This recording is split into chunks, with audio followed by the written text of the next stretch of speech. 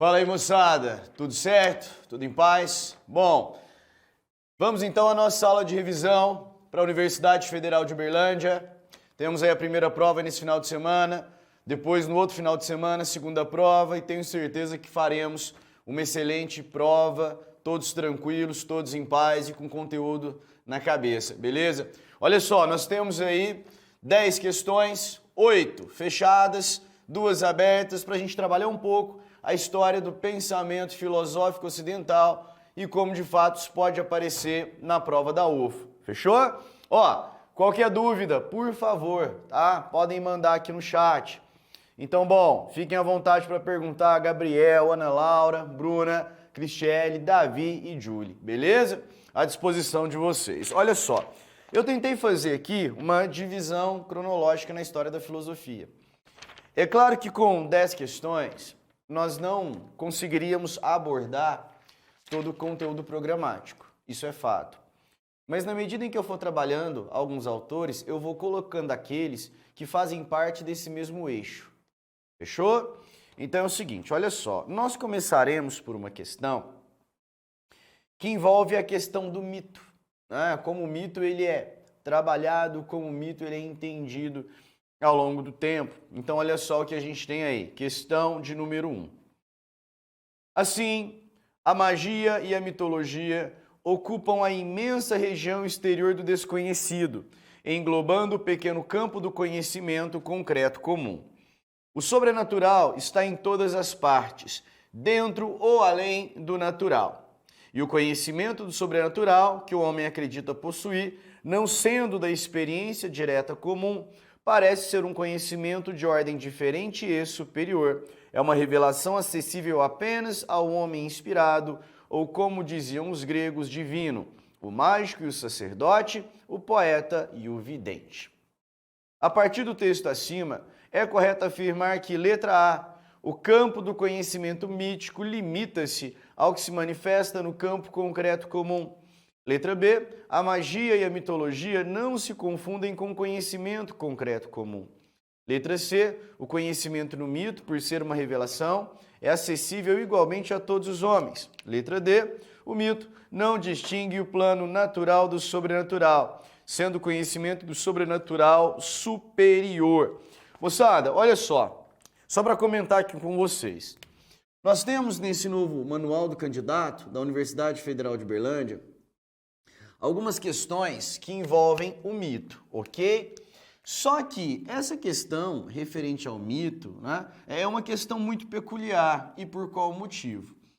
Porque o mito, né, quando de fato ele é elaborado, nós sabemos que a função dele é uma função cosmogônica, ou seja, uma função de explicar a realidade através de uma gênese por meio da vontade dos deuses. O mito, moçada, ele não se liga só ao campo concreto comum. O mito ele não consegue diferenciar, na maioria das vezes, o campo natural do campo sobrenatural. E quem tem acesso ao mito é o homem revelado, o homem inspirado, aquele que é chamado de poeta. Agora, quando nós pensamos o mito em relação à filosofia, que é algo muito explorado na Universidade Federal de Uberlândia, não se esquecer das 3 hipóteses de transição. Falo para vocês então sobre o que é chamado de milagre grego. Além do milagre grego, a questão voltada ao mito noético e também a teoria do espanto ou admiração. Com toda certeza, eles vão explorar em uma questão, seja de primeira ou de segunda fase, essa transição do mito para a filosofia, tá? Moçada, olha só, em relação ao que nós chamamos de milagre grego. O milagre grego defende que existe uma certa ruptura entre mito e filosofia. O mito noético afirma que existe uma certa continuidade. Ora, como assim, Wesley? Simples. Aqueles que são defensores do milagre grego, eles vão dizer, olha, o nascimento da filosofia gera o desaparecimento ou o abandono do discurso mítico, do discurso cosmogônico. Moçada, isso é fato? Ora, sabemos que é uma postura romântica. Sabemos que é uma postura quixotesca. Por qual motivo? Ora, os problemas do mito, eles ainda continuam. Os mitos ainda são utilizados. Quando vocês pegam, por exemplo, Pitágoras, o conhecimento total não pertence aos homens, o conhecimento total pertence aos deuses. Platão que fala sobre mito, por exemplo, o mito de na obra A República. Sócrates que recorria ao oráculo de Delfos.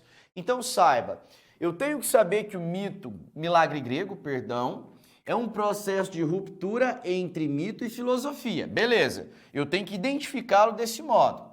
Em oposição ao milagre grego, nós temos o mito noético. Moçada, por qual motivo o nome mito noético? Aqui eu tenho o radical nous em grego. Nous é pensamento, nous é mente. Então quer dizer que, embora o nascimento da filosofia tenha a sua robustez e promova certa mudança, há uma continuidade entre mito e filosofia. Quer dizer, o mito é enfraquecido de certa maneira, mas ele permanece no intelecto, no pensamento, na mente dos indivíduos. Então, a teoria que fala de uma ruptura entre mito e filosofia, milagre grego. A teoria que fala de uma continuidade entre mito e filosofia, chamamos mito noético. Wesley, e a teoria do espanto? Olha só, lembrar, moçada, que esse espanto é o mesmo que a admiração. É quando o homem percebe que a sua capacidade cognitiva consegue desvendar os segredos do mundo.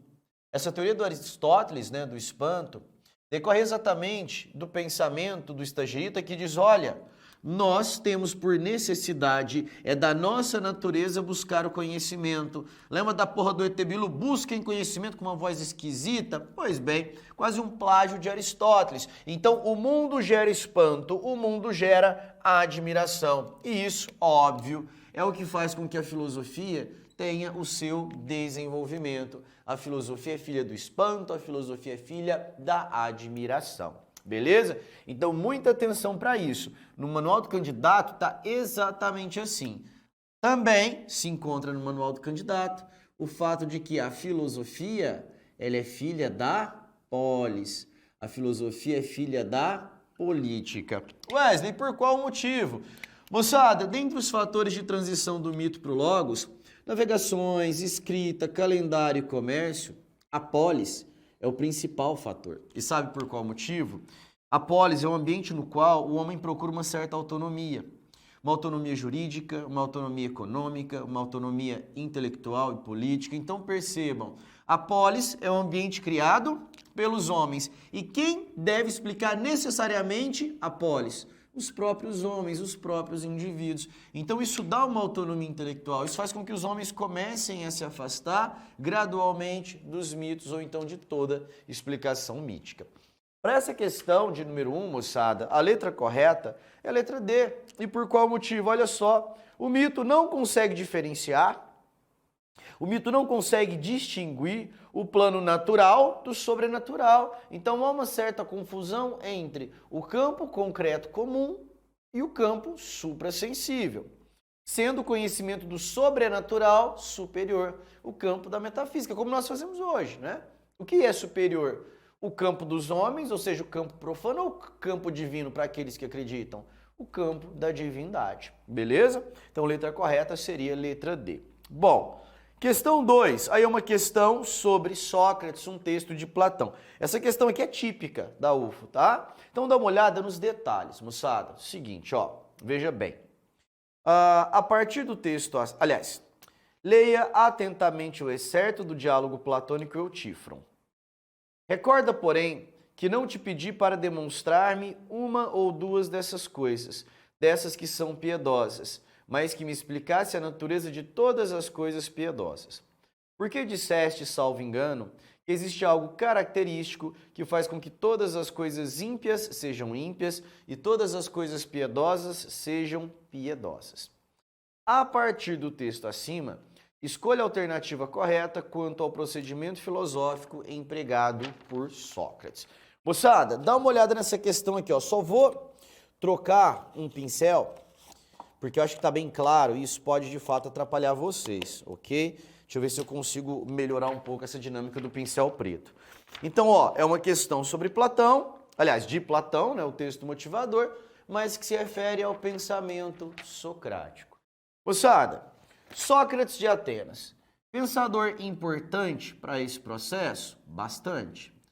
Porque nós sabemos que Sócrates, enquanto divisor de águas na história da filosofia, ele tem um pensamento voltado às estruturas básicas da existência humana. Então, é exatamente com esse autor que nós passamos a estudar, na história da filosofia, os atributos da ética, da moral e também da política. Então, o modo como o homem se comporta, as regras, as normas e as leis e o convívio do homem em meio à polis, ok? Bom, então a preocupação de Sócrates é uma preocupação antropológica, beleza? Bom, além disso, nós sabemos que Sócrates, ele tenta investigar a existência humana. Lembre-se das citações. Conhece a ti mesmo, que ele vai extrair do oráculo de Delfos. Uma vida não examinada não merece ser vivida. Então faz-se necessário em Sócrates um estudo da alma, um estudo da psique. Né? Então veja, o Sócrates não se preocupa mais com os problemas da natureza, mas sim com os problemas humanos. Então isso faz com que a filosofia dele seja uma filosofia da intimização. E essa análise da alma humana por parte de Sócrates passa, claro, pelo método. Olha só, Alfo gosta de explorar o método socrático. Método, do grego metodós ou metarrodós, é um caminho para a obtenção do conhecimento. Esse método socrático, normalmente, ele é chamado de método dialético. Lembrando, moçada, esse método também pode ser chamado de método dialógico ou então método depurativo, porque ele serve como um filtro que vai expurgar as falsas opiniões em vista da obtenção da ideia. Fechou? Bom, quais são as etapas desse método socrático? Nós temos um problema. Quando você pega o manual do candidato da UFO, e claro, nós devemos saber o que se encontra no manual. Manual do candidato debaixo do braço, cara. A UFO já dá uma puta ajuda para nós, ou seja, ela diz o que vai cair. Nós não sabemos como isso vai cair, mas o que vai cair sabemos, né? E aí no manual do candidato ela fala de aporia e de maiêutica. Wesley, então beleza, foda-se. Basta saber sobre maiêutica e aporia que tá tudo certo. Engano seu. Porque numa questão de segunda fase, se você fala sobre método e não leva em consideração as outras etapas, isso é um erro. Isso é um erro. Ela colocou em destaque os dois, mas isso não quer dizer que são apenas os dois elementos. Então, ó, muita calma, muita tranquilidade. Quais são as etapas do método socrático? Primeiro, a primeira etapa ela é chamada de exortação. Então, a primeira etapa é chamada de exortação. A segunda etapa ela é chamada de refutação ou indagação. Você pode encontrar com os dois nomes. A terceira, bastante famosa, é exatamente a etapa da ironia.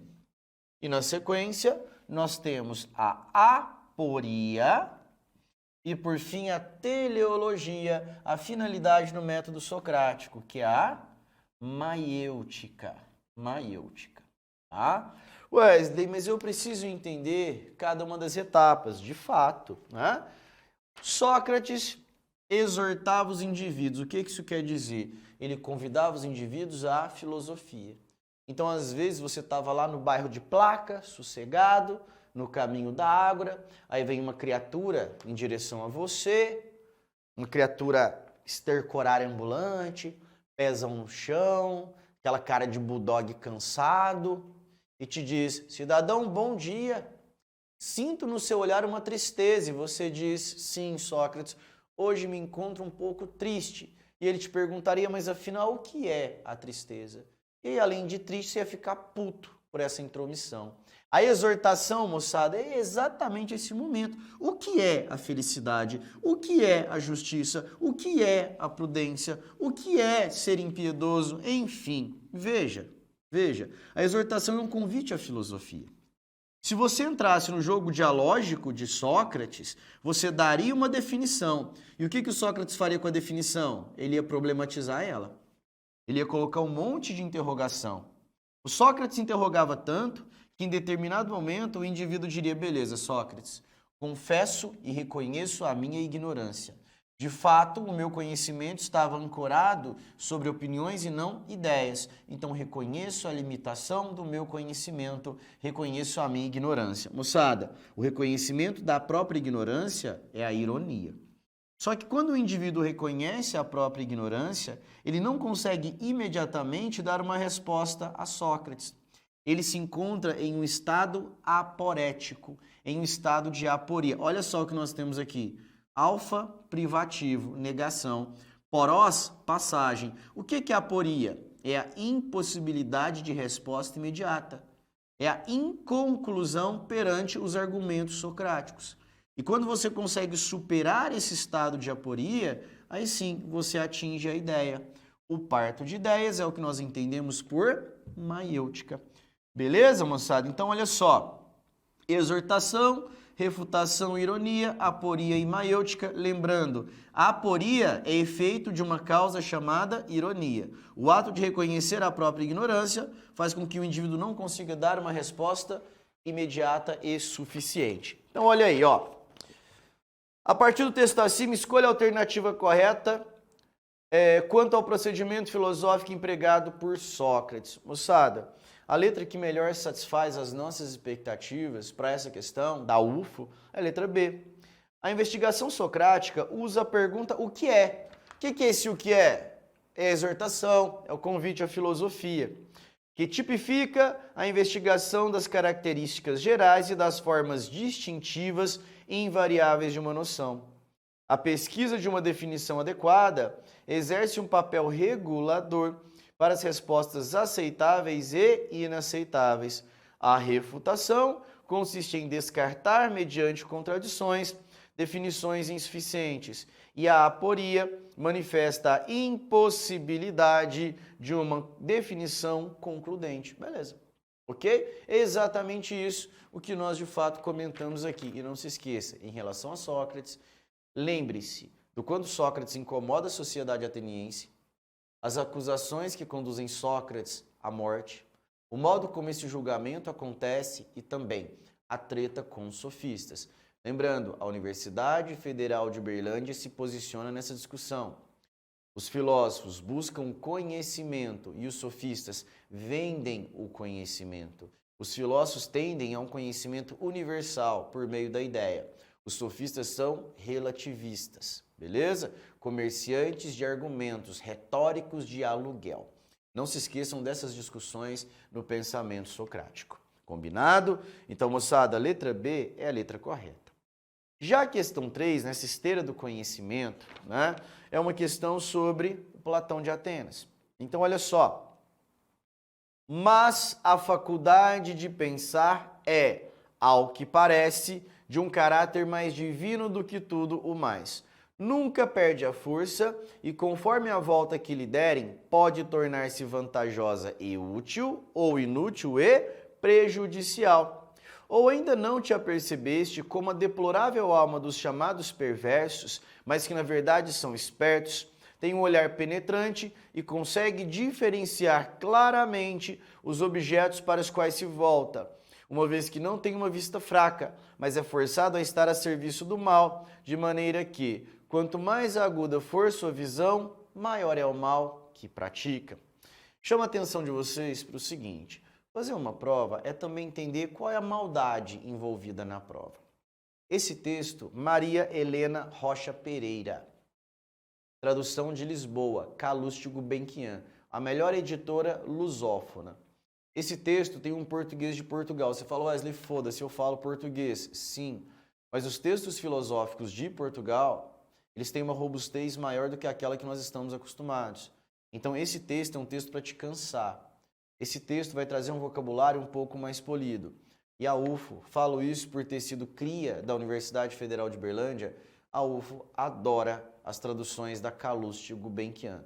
A melhor tradução que nós temos em português é da Calouste, beleza? Então tomem muito cuidado. Se você se depara com texto motivador difícil, isso não quer dizer que a questão acompanha a dificuldade, tá? Fique tranquilo, fique tranquila em relação a isso. Então olha só, a partir da leitura do texto acima, da República de Platão, é correto afirmar que para Platão, moçada, vamos pensar a filosofia platônica do ponto de vista da educação, mas também outros critérios. Primeira coisa, lembrar-se que Platão é um dualista.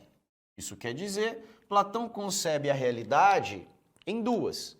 Ele vai dizer que existe uma espécie de realidade inteligível, onde as coisas são o que são, a realidade das ideias que são contempladas pela nossa alma, e nós temos uma outra realidade, que ela é chamada de realidade sensível, onde nós temos as sombras, verdade e ilusão, eternidade e efemeridade, contemplação da alma, lembrança por meio da reminiscência, beleza? Então não se esqueça disso, que é uma base parmenidiana. Então para Platão o verdadeiro é aquilo que é pensado e não aquilo que nós sentimos. Para Platão o verdadeiro é o belo e o belo necessariamente é bom. Aqui uma dica para vocês. Sempre que vocês se depararem com a ideia de belo ou com a ideia de bom, em alguma alternativa, Platão sempre se refere ao mundo inteligível. Então você já sabe, se eu tenho uma alternativa que fala sobre o belo verdadeiro, que fala sobre o bom verdadeiro, nós estamos falando sobre o mundo inteligível. Beleza. Não se esquecer também que além dessa teoria das ideias, Platão é aquele que vai promover a famosa, a célebre alegoria da caverna, livro 7 da obra A República. Nós temos uma possibilidade esse ano de uma questão em alegoria da caverna. Fiquem atentos a isso. Alegoria da caverna, livro 7 da obra A República. Primeira coisa, as duas motivações que Platão tem para estabelecer ou elaborar a alegoria da caverna. Primeiro, moçada, é a maneira que Platão encontra para poder justificar o seu pensamento. Concorda? Fundo da caverna, nós temos o mundo sensível. Parte de fora, mundo inteligível. O caminho, a dialética. O homem que se liberta, o filósofo. A luz que esclarece, a luz da filosofia. Então é uma manifestação do intelecto platônico. Beleza? Além disso, nós temos também uma motivação, que é uma motivação de homenagear o mestre Sócrates. Afinal, quem é Sócrates? É aquele que prefere morrer pela verdade do que viver pela mentira. E tentou alertar esses homens que viviam nas sombras, no caso a sociedade ateniense, e essa sociedade prefere executar o próprio Sócrates, tá? Então, ó, atenção para isso. E por fim, nós temos então a famosa teoria política de Platão. Essa teoria política de Platão, que nós chamamos teoria do governante filósofo, ou que você pode chamar também, seria muito bom dizer isso numa segunda fase, sofocracia. Wesley, o que é uma sofocracia? Olha só, sofós, kratós. Aqui eu tenho conhecimento e aqui eu tenho poder. Ou seja, quem deve exercer o poder na cidade justa ou na polis ideal para Platão? Moçada, aqueles que são os mais sábios, os magistrados ou os filósofos. Alguém me pergunta, mas como esse magistrado é descoberto? Como Platão sabe quem nasceu para governar? Tem tipo um carimbo na testa, né? Tem um código de barra na nádega direita? Não. Moçada, para Platão, aquele que nasceu para governar, ele vai ser descoberto através da educação. Então saibam que para Platão a educação é uma pedra de toque. A educação serve como análise da alma para saber qual a função aquela alma se dispõe. Ele vai ser governante, ele vai ser militar ou ele vai ser produtor? Ele vai trabalhar, ele vai proteger ou ele vai pensar? Lembrando que a proposta platônica é a proposta de um corpo que vive, obviamente, em harmonia. Nosso corpo funciona exatamente assim. Cada órgão se dispõe a determinada função. Quando esse órgão desempenha bem a sua função, o corpo funciona muitíssimo bem. Agora, quando um órgão se encontra totalmente sobrecarregado, nós podemos, de fato, né, nos encontrarmos em uma espécie de falência. Por qual motivo? Por conta de uma sobrecarga. Então, Platão pensa no corpo político, tá, como um autômato. Isso quer dizer uma máquina que funciona por si só. Beleza? Então, não se esqueçam disso. Então, é a educação que vai demonstrar exatamente quem nasceu com a possibilidade para o exercício do governo. Quem nasceu de fato para governar, beleza? Então, moçada, olha aí, ó. A partir da leitura do texto acima, é correto afirmar que, para Platão, letra A, a faculdade de pensar, a faculdade do político, do intelectual, necessita da educação, necessita da paideia, formação dos indivíduos, para que assim a vista mais penetrante alcance pela luz a visão do que deve ser conhecido. Ou seja, é a educação que define quem nasceu para governar. Beleza? Então, letra A, letra correta. Moçada, questão 4. A questão 4 já é uma questão naquele que vocês conhecem como Aristóteles. Primeira coisa, e se a Universidade Federal de Uberlândia inventar de trazer uma questão apontando a diferença entre Platão e Aristóteles? Porque a relação que nós temos aqui é uma relação entre... Ah, Ana Laura, em questão aberta sobre Platão e a teoria das ideias. O senhor acha que vale a pena falar sobre Parmênides e Heráclito? Ana, sim. Alguém pode dizer, olha, mas... Heráclito e Parmênides não aparecem mais na prova, né? Não está no manual do candidato, mas a base de Platão, Heráclito e Parmênides.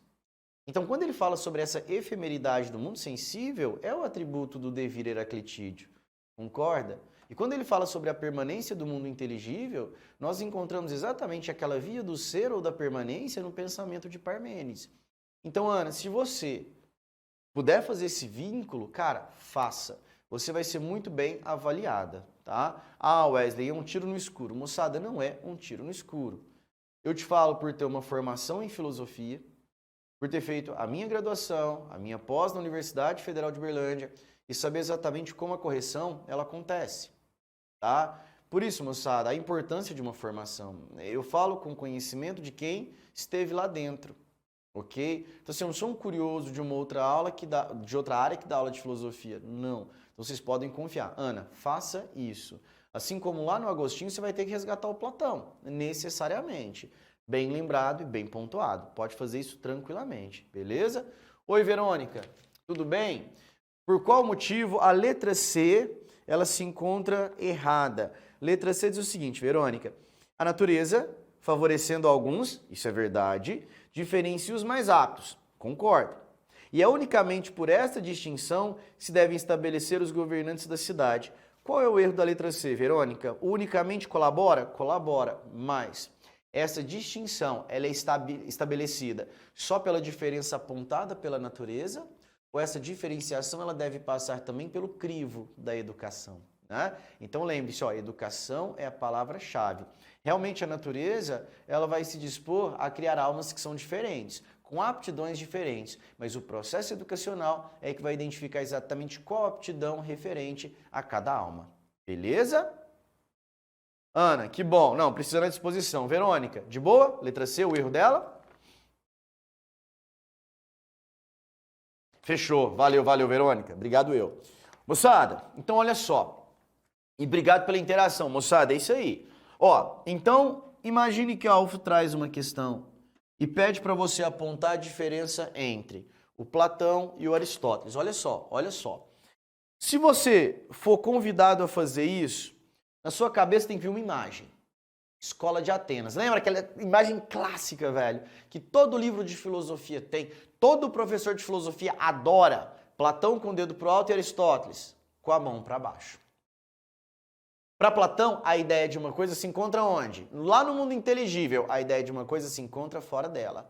E Aristóteles, a ideia de uma coisa se encontra nela mesma. Aristóteles é um pensador empirista. Não há nada que esteja em meu intelecto que não tenha passado antes pelos meus sentidos. Então lembrem-se disso, tá? Além disso, lembrar também que Platão separa forma e matéria. Forma é atributo inteligível, matéria atributo sensível. O que Aristóteles faz? Aristóteles promove a junção. Lembre-se que Aristóteles trabalha com um conceito muito importante, que é o conceito de substância. É a substância que colabora para o estudo metafísico. E essa substância é a junção da forma e da matéria, o chamado ilemorfismo. Não se esqueçam também, em Aristóteles, está lá no Manual do Candidato, nós temos as 4 causas. Quais são as 4 causas no pensamento aristotélico? Vamos lá? Causa, sempre na ordem, é a ordem da metafísica aristotélica. Causa formal, causa material, causa eficiente e, por fim, a causa final, também chamada de causa teleológica. Cada causa é acompanhada por uma pergunta. Pergunta referente à causa formal, o que é? Pergunta referente à causa material, do que é feito? Pergunta referente à causa eficiente, quem produz ou quem constrói? Pergunta referente à causa teleológica, para que serve? O que é, do que é feito, quem constrói e para que serve? Todas as coisas no mundo são entendidas a partir destas 4 causas no pensamento aristotélico. Moçada, além disso, em Aristóteles nós temos também uma ética. A ética aristotélica é em demasia importante. Lembrem-se que a ética aristotélica é uma ética teleológica, ou então uma ética finalista. Então a ética aristotélica, ela se propõe necessariamente a entender qual é a finalidade das ações e das condutas humanas.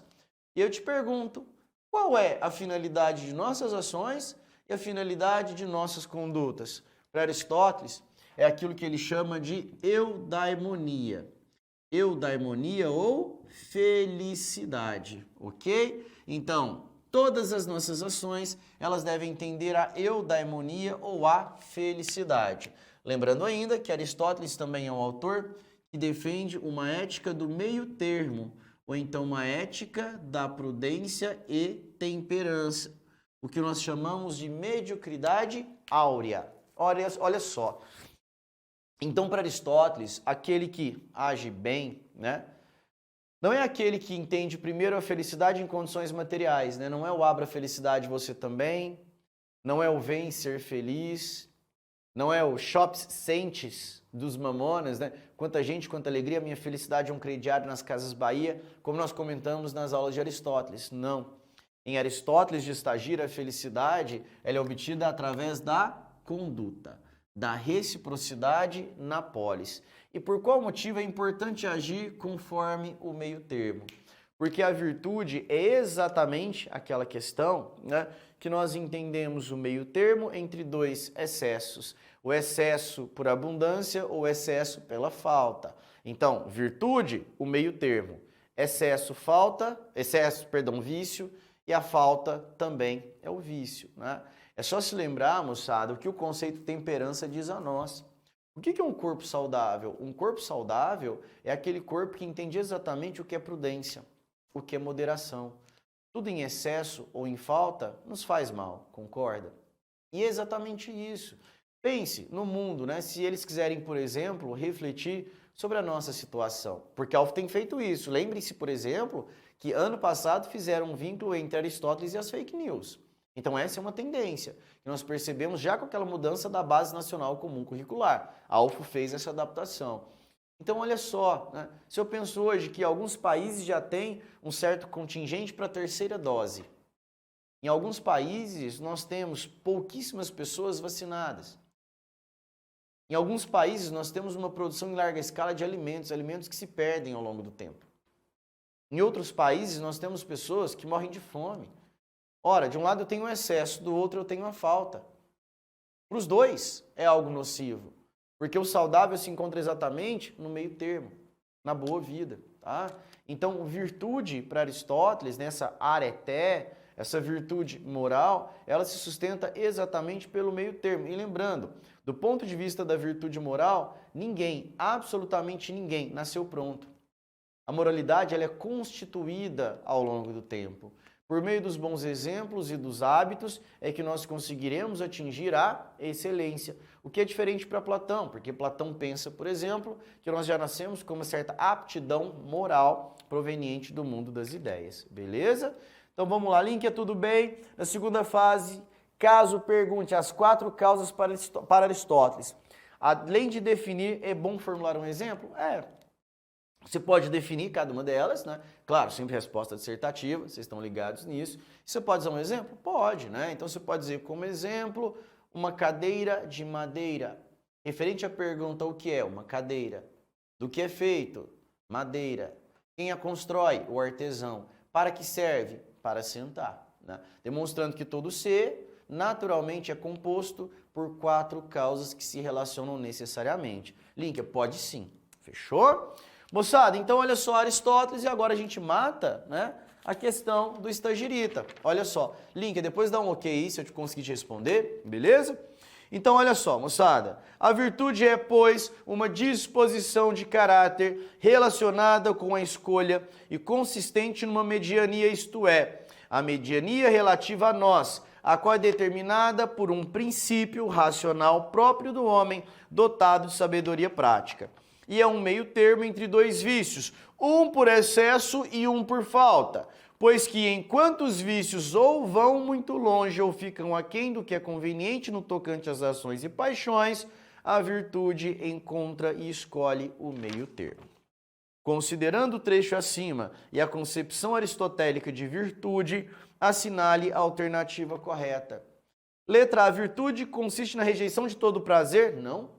É prazeroso agir bem, mas não é um prazer no campo do hedonismo, aquele prazer excessivo. Letra A é falsa.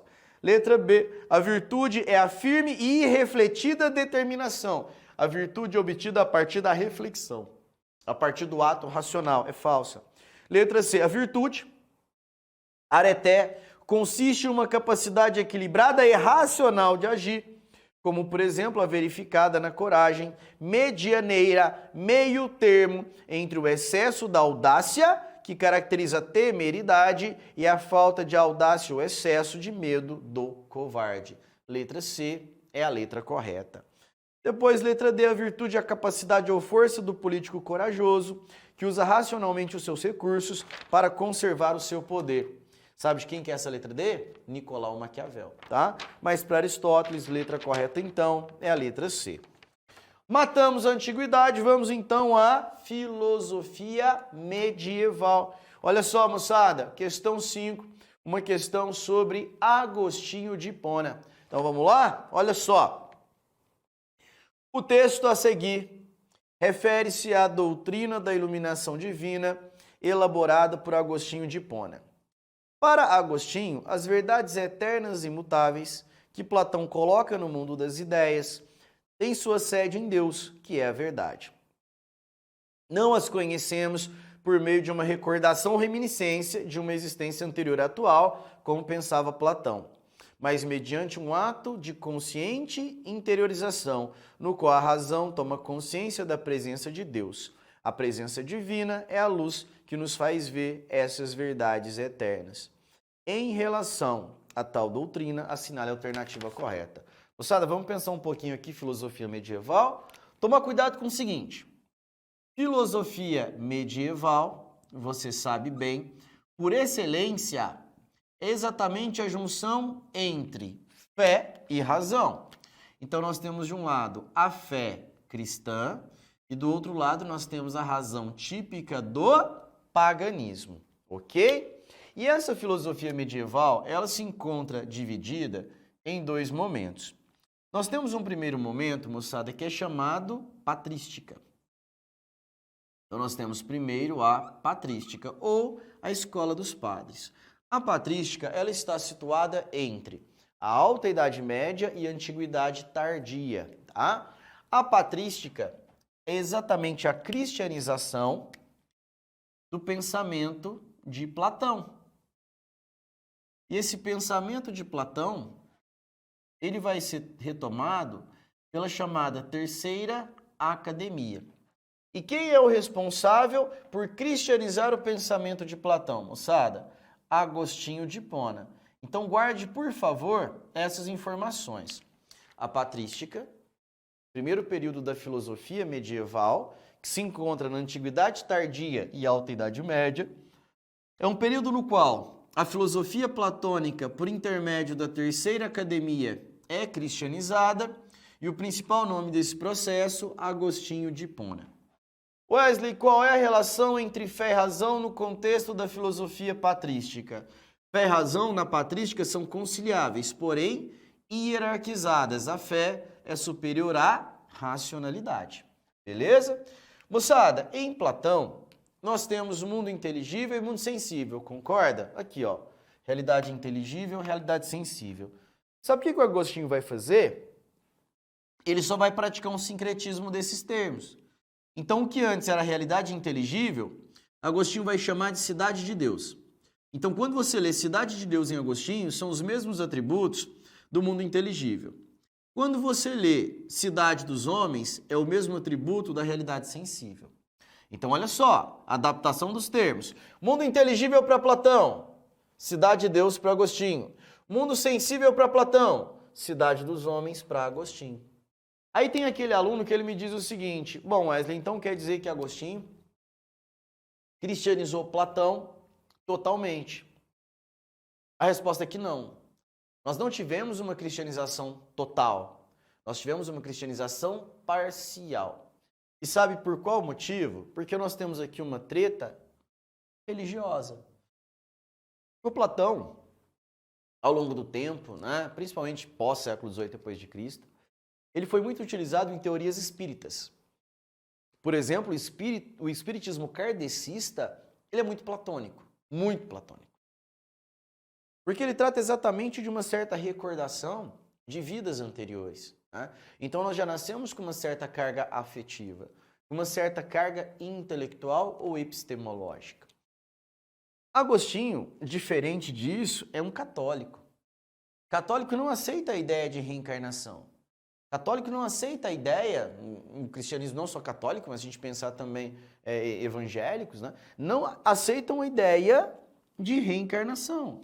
Não aceitam a ideia de metempsicose. Não aceitam a ideia de que existe a lembrança de uma vida anterior. Então, se verdade para Platão era reminiscência, para Agostinho não. Sabe o que é a verdade para Agostinho e sabe como ela é obtida? A partir de um processo que ele chama de iluminação. Então, olha só, verdade para Agostinho se dá através da iluminação divina. Wesley, mas o que é essa iluminação divina? A nossa razão reconhece suas limitações, a fé, então, age, ligando a nossa alma a Deus. E Deus, de maneira muito benevolente, projeta sobre nós uma luz, que é a luz do conhecimento divino. É a luz que projeta em nós os valores que são imanentes à mentalidade de Deus. Então, verdade para Agostinho não é obtida através da lembrança, não é obtida através da reminiscência como propõe Platão. Verdade para Agostinho de Hipona só pode ser atingida através da graça, do dom gratuito de Deus, que ele vai chamar iluminação divina. E ponto final. Beleza? De boa? Ok. Agora, então, vamos resolver a questão. Olha só. Então, em relação a tal doutrina, assinale a alternativa correta. Letra A. Olha o que diz a UFO. Segundo a doutrina da iluminação divina, o conhecimento que possuímos nesta vida provém de uma recordação do mundo das ideias? Não. Olha só a UFO querendo trazer um peguinho aí para ver se o aluno cai. Porque o aluno pensa, bom, se ele cristianizou Platão, Platão pensa isso, essa deve ser a verdadeira. Não, ele rompe com Platão em relação à obtenção da verdade. B, segundo a doutrina da iluminação divina, o conhecimento verdadeiro que o homem pode alcançar nesta vida é proveniente das verdades eternas que se encontram na mente de Deus. Ponto. Maravilha, essa alternativa. Letra C. A doutrina da iluminação divina nada mais é do que a versão cristã da teoria das ideias de Platão. A teoria das ideias é utilizada, Mas iluminação divina não tem nada a ver com teoria platônica. Letra D. No processo do conhecimento humano, por causa da iluminação divina, a razão é totalmente passiva. Não, a razão reconhece as suas limitações e ela reconhece mais ainda a importância da fé para a obtenção das verdades. Então não há uma atitude passiva, né? Não há uma atitude da razão que faça dela simplesmente uma refém inativa daquilo que conhecemos enquanto fé. Então letra B é a letra correta, né? Saindo um pouquinho aqui das questões, só para deixar claro, nós temos um segundo momento na filosofia medieval que pode aparecer na prova de vocês. Vocês se lembram qual é esse movimento? É o movimento da escolástica, na Baixa Idade Média. Lembre-se que na escolástica nós temos a popularização das universidades e o resgate do aristotelismo. Então, se na patrística Platão é cristianizado, na escolástica a cristianização é em relação ao pensamento do estagirita Aristóteles, ok? E qual será o grande nome da escolástica, moçada? O grande nome da escolástica é aquele que vocês chamam Tomás de Aquino. Tomás de Aquino, o maior intérprete latino do pensamento aristotélico, é o indivíduo que vai propor as 5 vias para se provar a existência de Deus. Quais são elas? A via do motor imóvel, da causa incausada, da necessariedade do ser, dos graus de perfeição e da finalidade do ser ou inteligência ordenada. Todas as vias são provas não científicas, mas vestigiais da existência de Deus. Fechou, moçada? Beleza? Bom, então, dito isso, matamos aqui filosofia medieval, podemos então avançar para filosofia moderna. Filosofia moderna que vai ocupar mais ou menos uns 60% da prova de vocês, tá? Então, atenção para a filosofia moderna, temos aí muito tempo para isso, tá? Faremos aí uma excelente revisão. Olha só, moçada, questão de número 6, uma questão sobre Immanuel Kant, um dos grandes nomes do pensamento filosófico ocidental e principalmente do pensamento moderno.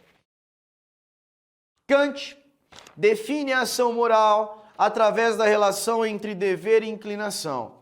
Assinale dentre as alternativas abaixo a que estabelece uma relação correta entre esses dois conceitos de acordo com o pensamento kantiano, ok? Então, moçada, seguinte,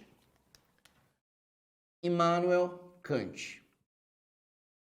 Primeiro, eu preciso te dizer o seguinte, o Kant, brother, ele é polivalente, sacou? O Kant não é um cidadão muito medíocre, não. Do mesmo jeito que você tem o Aristóteles, que é foda na antiguidade, você tem um Kant que é foda na modernidade. Então a gente pode dizer, inclusive, que o Kant é uma espécie de Aristóteles alemão, sacou? Olha só, o Kant, ele pode aparecer na prova de vocês em 2 aspectos. O primeiro aspecto é um aspecto da teoria do conhecimento. Nós chamamos também de epistemologia. Então, sobre teoria do conhecimento. Além dessa teoria do conhecimento, o Kant também possui uma ética, que é chamada de ética deontológica. Eu quero trabalhar com vocês primeiro, moçada, a questão voltada à teoria do conhecimento.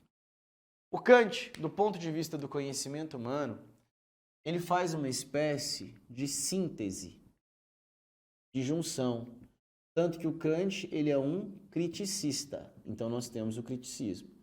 Sabe o que isso quer dizer, moçada? Quer dizer que Kant, ele promove uma síntese entre o pensamento de René Descartes e o pensamento de David Hume.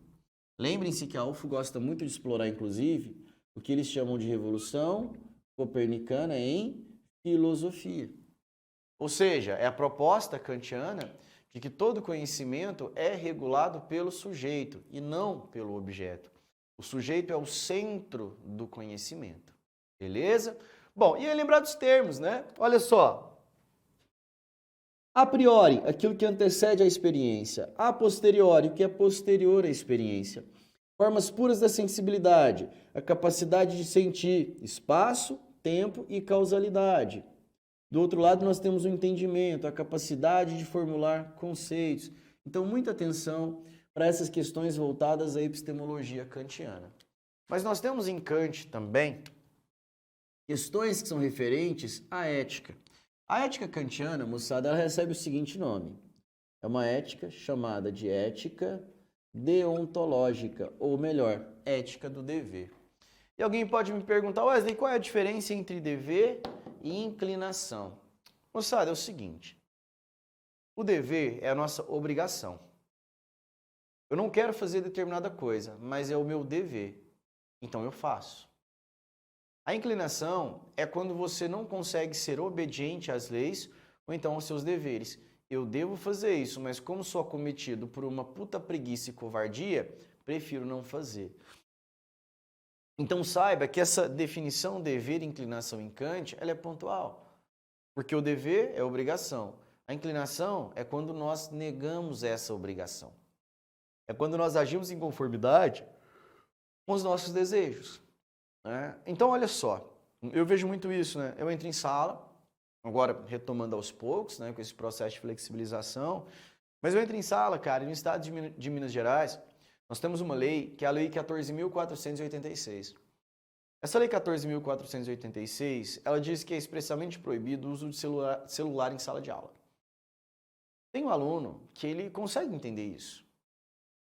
Tem um aluno que ele tem um certo discernimento em relação a esse processo, então ele está com uma puta vontade de mexer no celular, mas ele prefere não mexer. Isso é dever, porque ele é obediente às regras, às leis, dever. Só que tem aquele aluno, velho, cabeça dura, sacou? Ele percebe o seguinte, velho, eu não devo fazer isso. Mas foda-se. Proibido é mais gostoso. Ele pega o celular debaixo da cadeira e mexe, né, assim, da carteira, e mexe tranquilamente. Isso é inclinação. Qual que é a diferença entre o dever e a inclinação? O dever é autonomia, a inclinação é dependência. Só que tome muito cuidado com essa definição de dever. Porque as nossas ações, elas podem ser por dever ou conforme o dever. Wesley, como assim por dever e conforme o dever? Uma ação por dever, ela é correta e moral. Uma ação conforme o dever, ela é correta e imoral. Então veja bem, é possível agir bem e mesmo essa ação boa ser uma ação imoral. Porque para Kant, o que define moralidade ou imoralidade é a sua intenção. Se você se intenciona em agir, se você faz o que é certo visando a obtenção de uma vantagem, a sua ação ela é imoral. Então o que nós temos é uma ação correta, porém imoral, uma ação conforme o dever. Agora, se você faz o que é certo porque é certo, sem visar nenhum tipo de vantagem, a sua ação ela é entendida como ação por dever, beleza? Então não se esqueçam da diferença entre por dever e conforme o dever. Assim como, lembrem-se do conceito de maioridade e do conceito de menoridade. Não é um dispositivo cronológico. Quem é maior, moçada? Maior é aquele indivíduo que consegue se conter. Maior é aquele indivíduo que é orientado pela razão e atinge o esclarecimento. Quem é menor? Aquele indivíduo que é orientado pelas inclinações, que é preguiçoso e que é covarde e que escapa às conjecturas do que nós chamamos de esclarecimento. Por isso, uma criança de 12 anos, ela pode atingir a maioridade, enquanto um adulto de 50 talvez seja menor. Ou seja, é uma questão de autonomia e não uma questão de cronologia. Agora olha só essa questão. Então Kant define a ação moral através da relação entre dever e inclinação. Assinale, dentre as alternativas abaixo, a que estabelece uma relação correta entre estes conceitos de acordo com o pensamento kantiano. Letra A. Uma vez que o homem é dotado de intelecto e sensibilidade, a ação moral deve expressar o meio termo entre razão e paixão. Qual ética fala sobre meio termo, moçada? Aristóteles. Depois, letra B. Uma vez que a meta final da ação moral é a felicidade, isso também é Aristóteles. A eudaimonia, como nós comentamos. Letra C. Somente na medida em que o homem é livre, o homem pode tornar as inclinações o fundamento da ação moral. Agir por inclinação não é agir moralmente, porque as inclinações são dependências e não autonomias. Letra D. Somente na medida em que evita as inclinações, o homem pode agir por dever e fundar moralmente suas ações. Perfeito. Letra D. Ok? Verônica, já ouvi falar que a maioridade é uso público da razão. Isso é certo? Verônica, sim. A gente pode entender que a maioridade é o entendimento do homem de que cada ser humano carrega em si a própria humanidade. Ou seja, a minha boa ação e condução da razão não é para mim, mas sim para o todo, né? Então veja, nesse momento, Verônica, o que eu faço? Um uso público da minha razão. A minha ação é direcionada aos outros indivíduos, né? E sempre que eu saio à sociedade civil, também. Eu me lembro do que minha avó me dizia, meu filho, não faça ao outro aquilo que você não gostaria que o outro fizesse a você. Ou seja, a minha razão ela é pública, para que de fato eu possa atingir essa maioridade. Tem uma citação do Kant, Verônica, na Metafísica dos Costumes, que ele vai dizer: haja de tal maneira que a tua ação possa ser entendida como lei da natureza ou máxima universal. O que é uma máxima universal? Exatamente o uso público. Isso quer dizer, eu não tenho que deliberar só em causa própria, mas sim devo deliberar em causa comum, porque carrego em mim a própria humanidade. Tem uma canção do Emicida chamada Passarinhos, não sei se já escutou, né? E um trecho diz o seguinte: quando as pessoas se tornam coisas, cabeças viram degraus. O uso privado da razão gera exatamente isso, né? Eu vejo um outro como um meio para a obtenção de determinado fim. Agora, quando eu tenho uso público da razão, eu entendo que um outro ser humano, ele é um fim em si mesmo. Ele não pode ser utilizado como meio para a obtenção de determinado fim ou até mesmo de determinada teleologia, beleza? Então, Verônica, pode sim, tá? Respondido? Dá só um ok aí? Fechou, fechou. Valeu, Verônica. Moçada, continuando, né? Então, letra correta, letra D, para a questão de número 6. Já a questão 7 é uma questão sobre filosofia política, tá? Uma questão sobre Jean-Jacques Rousseau. Então, Jean-Jacques Rousseau, filósofo genebrino do século XVIII, faz parte dos contratualistas, porém tem uma posição inovadora em relação a Hobbes e a Locke quanto ao conceito de soberania. Para ele, lembrando que Locke não aparece mais na UFO, tá? Tiraram ele do manual do candidato. Moçada, olha só, do ponto de vista da filosofia política, eu gostaria de citar aqui para vocês primeiro, antes de entrar nos contratualistas, né? Aquele que, obviamente, é o pai da ciência política. É claro que nós estamos falando do florentino Nicolau Maquiavel. Não se esqueçam que Maquiavel é o pai da ciência política por qual motivo, moçada? Porque ele rompe com aquela estrutura dos gregos, uma estrutura voltada ao dever ser da política, né? Maquiavel não quer saber da política tal como ela deveria ser, mas sim a política tal como ela é. Maquiavel tira a cabeça das nuvens e bota os pés no chão. E a obra O Príncipe vai ser exatamente esse manual de como devemos agir politicamente, ou como os príncipes, como os líderes e os governantes agem. Lembrando, ninguém se importa com os meios ou os princípios. Todo mundo se importa com resultado ou finalidade.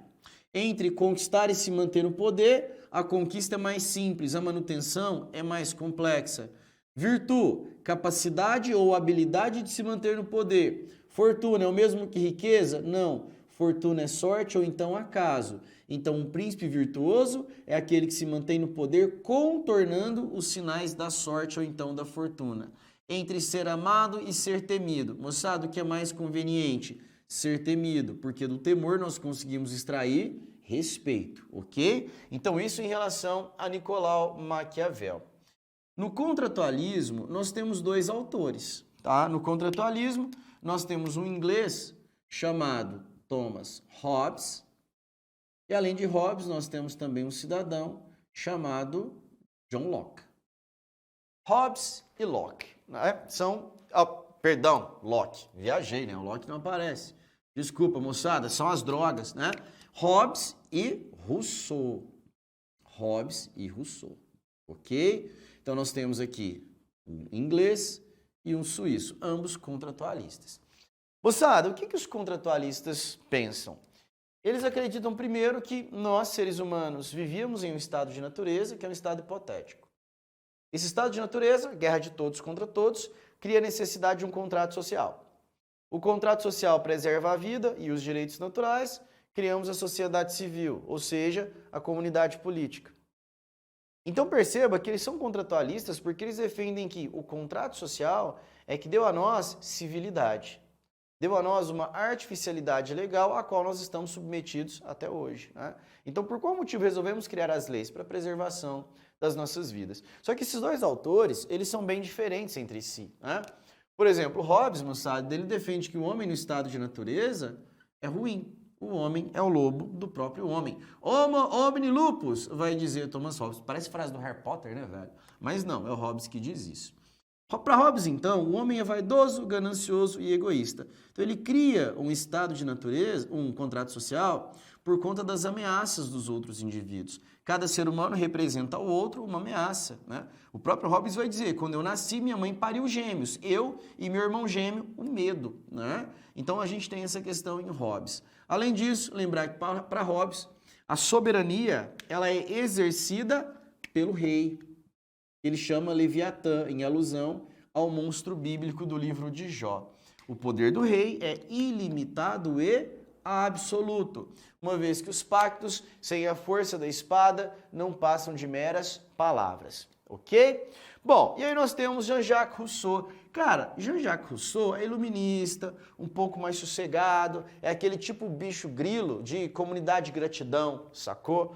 Moçada, o Rousseau, ele vai dizer que não, o homem não é ruim por natureza, como propõe, por exemplo, Thomas Hobbes. Para Rousseau, esse homem, ele é bom. No entanto, esse estado de bondade primitiva é corrompido pela propriedade privada. A propriedade privada gera desigualdade, a desigualdade gera desavença, por isso a necessidade de um contrato social. E quem é o soberano? Quem exerce a soberania? Rousseau vai dizer, o povo. O que nós temos aqui, moçada, é uma soberania popular manifesta pela vontade geral. Rousseau é um defensor da democracia direta. Wesley, e o governo? O governo não é soberano para Rousseau. O governo é um funcionário da soberania, porque a soberania se encontra exatamente nas mãos do povo. Beleza? Então vamos fazer a questão para ficar um pouco mais claro? Olha só. Então Rousseau faz parte dos contratualistas, porém tem uma posição inovadora em relação a Hobbes e a Locke, quanto ao conceito de soberania. Para ele, letra A democracia direta impede, nunca. Democracia para Rousseau possibilita. Democracia para Rousseau é exatamente aquilo que faz com que a soberania se encontre nas mãos do povo. Letra A é falsa. B. Soberano é o poder executivo, que tem o poder absoluto para garantir paz ao povo. Estaria correto, se fosse Thomas Hobbes. Letra C. É necessário distinguir os conceitos de soberano e de governo. Beleza. O governo não é soberano. O soberano é o povo. Atribuindo ao povo a soberania inalienável e indivisível. Perfeito. Letra D. A vontade geral institui o governo, que submete o povo. Moçada, se o povo é soberano, ele pode ser submetido a um governo? Não. É o nosso caso. Nós vivemos em uma democracia. Nós somos submetidos ao governo? Não, o governo é funcionário do povo. O governo é funcionário da Constituinte parida em 88, por exemplo. Beleza? Então, letra correta, moçada, é de fato a letra C. Tá? Aqui nós já temos uma questão interdisciplinar, que é a questão sobre indústria cultural, que nós falamos bastante sobre, né? Então, olha só, moçada, questão de número 8. Nós temos então um texto que diz: a indústria cultural, com suas vantagens e desvantagens, pode ser caracterizada pela transformação da cultura em mercadoria, com produção em série e de baixo custo, para que todos possam ter acesso. É uma indústria como qualquer outra, que deseja o lucro e que trabalha para conquistar o seu cliente, vendendo imagens, seduzindo o seu público a ter necessidades que antes não tinham. Assinale a alternativa correta, letra A. A indústria cultural não é uma característica da sociedade contemporânea. Ela é um produto natural em qualquer sociedade. Lembrando que eles podem relacionar a indústria cultural com a alegoria da caverna numa questão interdisciplinar. Fica da hora, fica fina a questão, né? Então, a letra A, a indústria cultural não é uma característica da sociedade contemporânea. É uma característica da sociedade contemporânea, sim. B. A indústria cultural é responsável por criar no indivíduo necessidades que ele não tinha e transformar a cultura em mercadoria. Perfeito. Qual que é assim, o grande charme da indústria cultural? Eles perceberam que antes de produzir o bem, eu posso produzir a consciência. Eu posso criar uma necessidade. Ou seja, eu crio a necessidade, existe uma alta demanda, vou produzir a mercadoria e vendê-la em larga escala. Moçada, é brilhante. Por que eu vou produzir uma coisa, deixar ela estocada e depois fazer a propaganda? A propaganda pode vir antes. Então, eles projetam em nós necessidades que não são necessidades verdadeiras, né? Necessidades conforme a necessidade de venda e não a necessidade de uso que nós temos em relação à vida. Letra B é verdadeira. Letra C, a indústria cultural não influencia nas necessidades do indivíduo. Influencia muito. Pensem as propagandas em datas comemorativas, por exemplo, né? Com a sua produção em série e de baixo custo. D, a indústria cultural faz com que o indivíduo reflita. Velho, indústria cultural é caráter de passividade. A indústria cultural, ela gera em você uma acriticidade ímpar. O homem não reflete, o homem fica em stand-by. O homem não pensa sobre a própria existência. Isso para ele custa muito. Então também é falsa, né? E aí, moçada, aproveitando que nós falamos, né, sobre a indústria cultural, eu quero lembrar vocês o seguinte. Na prova da Universidade Federal de Berlândia, né, a partir do ano de 2020, nós tínhamos um eixo que eles chamam de eixo interdisciplinar. Então, vocês vão perceber o seguinte, ó, a gente vai ter ali alguns autores, claro, né? Só que dentro desse eixo interdisciplinar, nós temos autores que podem conversar com autores do próprio Manual do Candidato em Filosofia ou com outras áreas do saber. Isso pode acontecer, tá? Tomem cuidado. E aí nós tivemos algumas inovações.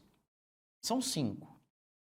Nós temos, claro, que eu acabei de comentar com vocês, em relação à chamada indústria cultural, né? Ou seja, aquilo que é desenvolvido por Adorno e por Horkheimer na obra Dialética do Esclarecimento. Tá? Então, esse termo indústria cultural, ele surge com esses autores. Então, não se esquecer que está lá no Manual do Candidato. Adorno, de um lado, e do outro, Horkheimer, né? 2 autores da teoria crítica. Bom, além desse conceito de indústria cultural, o outro autor que aparece também é o Michel Foucault.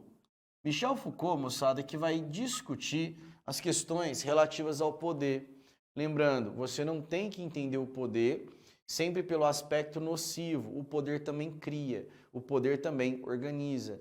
Lembrando que para Foucault o poder possui uma certa onipresença, né? Ou seja, ele se encontra distribuído em todos os lugares. O poder não é só exercido pelo Estado. O poder não é só exercido pela polícia, que de fato representa o Estado enquanto monopólio da ação violenta. Não. Nós temos, por exemplo, o exercício do poder em sala de aula, nós temos o exercício do poder em casa, nós temos o exercício de poder na sociedade civil, enfim. O poder se encontra em todos os ambientes, por isso uma microfísica do poder. Mas esse poder que coage e limita também consegue construir e organizar. Então não só de coisas ruins vive de fato essa concepção de poder no pensamento Foucaultiano. Além disso, uma autora que apareceu ano passado na prova, né? A existencialista Simone de Beauvoir. Moçada, o que vai dizer a Simone de Beauvoir? No tomo O Segundo Sexo, ela afirma, não se nasce mulher, torna-se mulher. Ora, a mulher ela não pode ser destinada a uma condição histórica que foi forjada ao longo do tempo. A mulher não pode ficar presa a um destino biológico, a um destino social, a um destino econômico. Ela não nasce pronta. Ela escolhe exatamente aquilo que ela quer ser. Não se nasce, torna-se. Ou seja, é uma condição à própria mulher e não uma condição que deve ser taxada pela própria sociedade. Sabemos que em discussões políticas hoje, né, infelizmente, as mulheres quase não têm voz. Pense, por exemplo, a discussão sobre o aborto no Brasil. E não interessa aqui o meu ponto de vista ou o seu ponto de vista, mas uma coisa é fato. Qual é a parte mais interessada nas discussões acerca do aborto? A mulher. E quem delibera? Normalmente, um tipo de política muito mais masculina do que uma política que de fato age com sensibilidade em relação ao discurso feminino. Esse conceito de isonomia e de isegoria, ou seja, igualdade perante as leis, igualdade de voz e de vez, provavelmente se encontra muito mais enquanto um discurso do que, de fato, uma prática. Então, a Simone de Beauvoir, na esteira do existencialismo, ela vai tentar demonstrar que essa construção histórica da mulher, essa condição ontológica que foi dada a ela, precisa ser abandonada. Beleza? Então, uma autora importantíssima. Ano passado ela veio na segunda fase, né? Então, talvez vai ser uma autora de primeira fase para esse ano. Mas tudo é possível. Além de Adorno, Horkheimer, Michel Foucault e Simone de Beauvoir, nós temos também o pensamento do australiano Peter Singer. O Singer, moçada, que fala sobre a ética animal, tá? É um autor da bioética, mas especificamente a filosofia deseja a ética animal, que se encontra no livro Ética Prática. Então, pensar primeiro, né? Os animais são seres sencientes, então eles têm a capacidade de sentir a dor e o prazer, por exemplo. Por qual motivo nós tomamos ações que são tão especistas? Por qual motivo o homem acredita que é uma criatura superior às outras, imagem e semelhança de um ser perfeito criado por ele mesmo, no caso, um Deus, né? Então ele vai colocar em xeque todas essas discussões. Por qual motivo ainda usamos animais em testes? Por qual motivo nós ainda acreditamos que esse dispositivo, a alimentação, deve se voltar naturalmente aos animais? É claro, culturalmente nós celebramos com o sacrifício de outros animais. É o churrasco para aprovação, é o churrasco para casa nova, é o churrasco para obtenção de algum bem, é o churrasco para o Natal, o churrasco para o Ano Novo, é o churrasco para absolutamente todas as coisas. Só que quando nós começamos a relativizar essa questão, nós pensamos, ora, eu tenho, por exemplo, animais domésticos, eu tenho cães e gatos.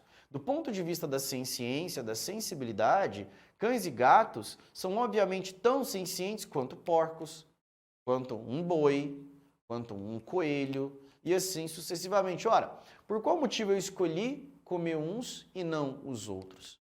Por qual motivo eu seleciono aqueles que são domesticados e aqueles que não são domesticados? Porque do ponto de vista da senciência, eles são iguais. Aliás, iguais não, um porco, por exemplo, é mais senciente que um cachorro. Em aspectos gerais, o porco é mais senciente. Nós tornamos um alimento e outro aquele que de fato habita em nossas residências. E ainda assim, mesmo habitando em nossas residências, alguns se dispõem aos maus tratos. Beleza? Então, pensar bem essa questão do Peter Singer. E por fim, moçada, nós temos a discussão voltada ao Achille Mbembe. Achille Mbembe, que é uma discussão étnico-racial, que vocês normalmente veem muito na sociologia. Provavelmente uma questão de Achille Mbembe vai tratar um pouco sobre essa questão do negro, tal como ele é visto em nossa sociedade. E aí é muito doloroso pensar que um Marcelo Yuca, né, que compôs grande parte do acervo da banda O Rapa, tem razão quando diz todo camburão tem um pouco de navio negreiro. Infelizmente. Ou então quando a Elza Soares, né, ela interpreta uma canção dizendo a carne mais barata do mercado é a carne negra. Então veja que essas condições étnico-raciais elas precisam ser discutidas. No nosso caso, por exemplo, moçada, olha só que absurdo, né?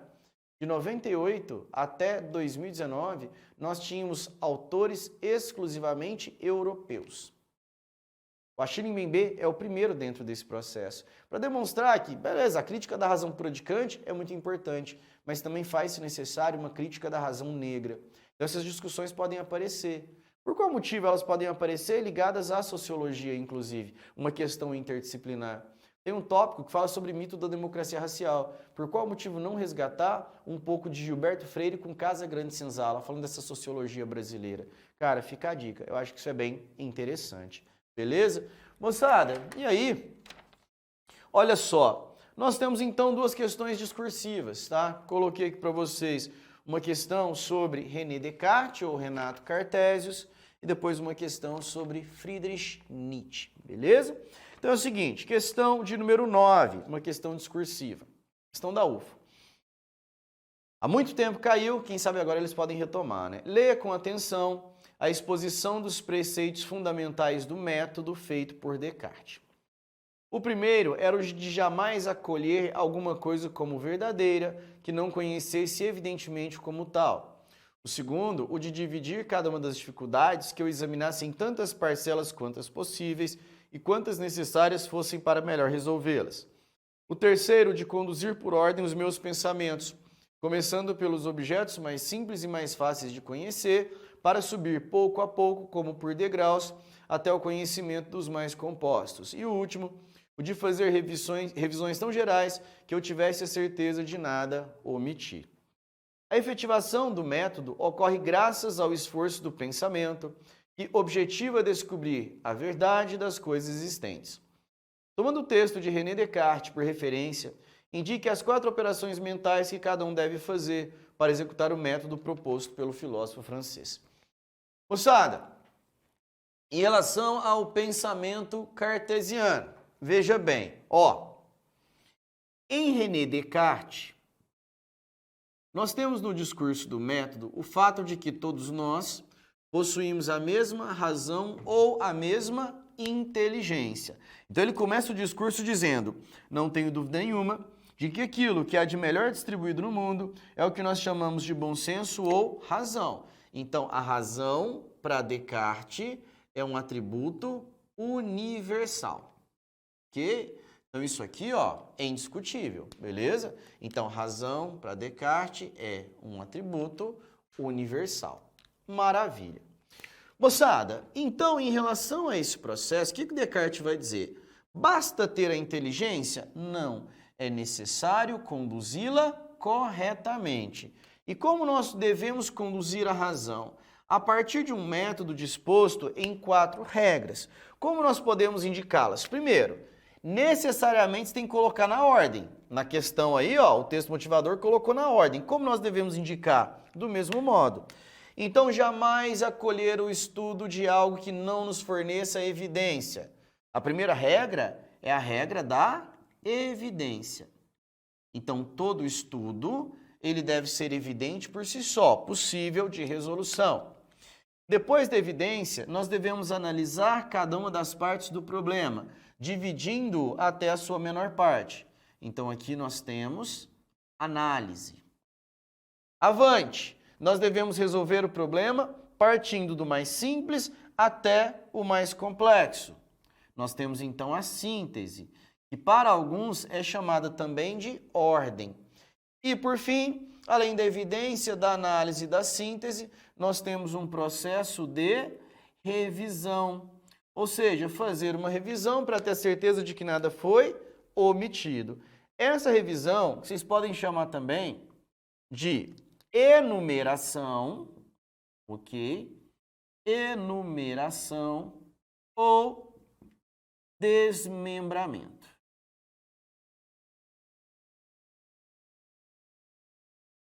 Então, desmembramento.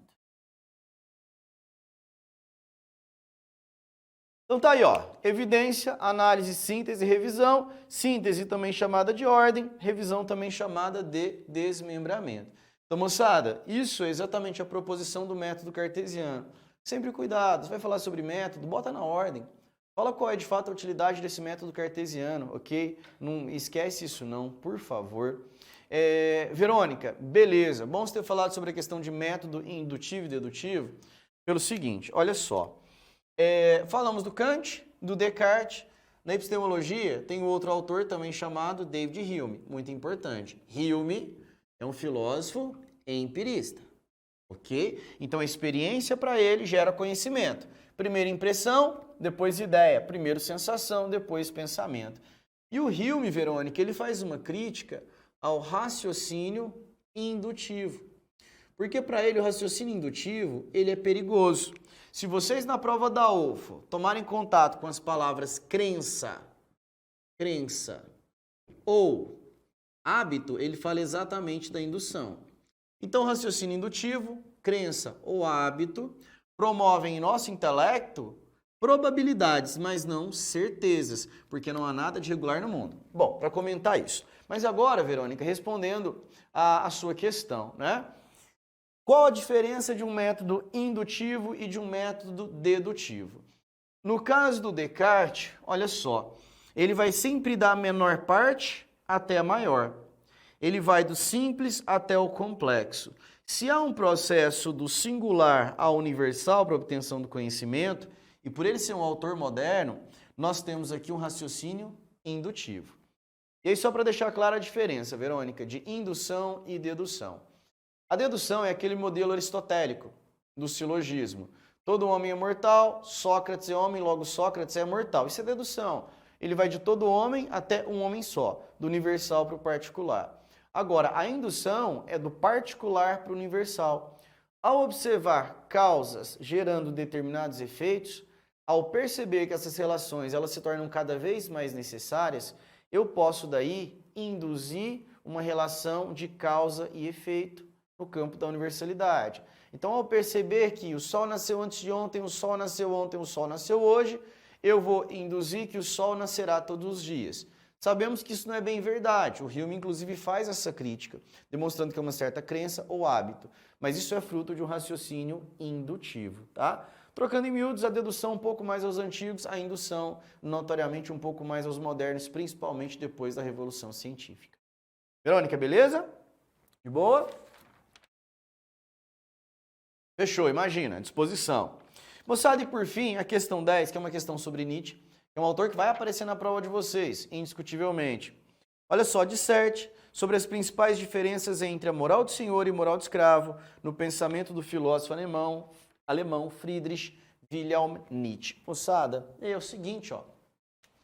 Lembre-se que Nietzsche faz uma crítica à filosofia socrático-platônica, assim como uma crítica à tradição judaico-cristã. Quando ele fala sobre esse tipo de moral, né, uma moral do senhor e moral do escravo, lembrar o seguinte, o que é a moral do escravo para Nietzsche? Moçada, a moral do escravo em Nietzsche é a moral cristã, tá? Então ele vai dizer, olha, o cristão é aquele que fica à mercê das leis divinas, é aquele que nega a própria vida e afirma os valores. Esse cristão, da moral do escravo, moral da plebe, moral dos fracos, é exatamente aquele que opera no campo do ressentimento, do recalque e da inveja. É aquele que é bom para todo mundo, mas ele não é bom para si. É aquele que espera muito mais a morte do que a vida porque acredita que a vida não vale a pena. Agora, nós temos do outro lado uma moral que é chamada de moral do Senhor. Essa moral do Senhor não é a moral do cristão. Senhor para Nietzsche é o próprio homem, aquele que cria os seus valores, aquele que é caracterizado pela força, aquele que é caracterizado pelo orgulho. Essa moral do Senhor é a moral do indivíduo que vai além do bem e do mal. Aquele indivíduo que mostra que existe um lado bom em ser mal. Qual é o lado bom em ser mal? É ser livre. É aquele que pratica uma transvaloração dos valores. Então ele nega aqueles valores que foram forjados historicamente e afirma a própria existência. Ok? E aí, moçada, só para finalizar, já tendo matado essa lista, não se esqueçam que esse ano nós temos uma possibilidade muito grande, né, de Hannah Arendt. Ela vai ser citada, ela vai aparecer indiscutivelmente. Moçada, lembrando que a UFO ela tem autonomia intelectual. Então, muito provavelmente, a UFO vai fazer uma crítica não muito velada a esse processo das origens do totalitarismo. Então, Hannah Arendt, né, filósofa do século XX, judia, na obra As Origens do Totalitarismo, ela vai dizer o seguinte, ora, nesse totalitarismo, nesse modelo político, o indivíduo é abandonado, porque ele fica preso exclusivamente às massas. Lembre-se de uma canção da banda Engenheiros do Havaí que diz o seguinte, o fascismo é fascinante, deixa a gente ignorante e fascinada. Eu presto atenção no que eles dizem, mas eles não dizem nada. Olha só, o que o totalitarismo faz? Ele gera um processo de imbecilização.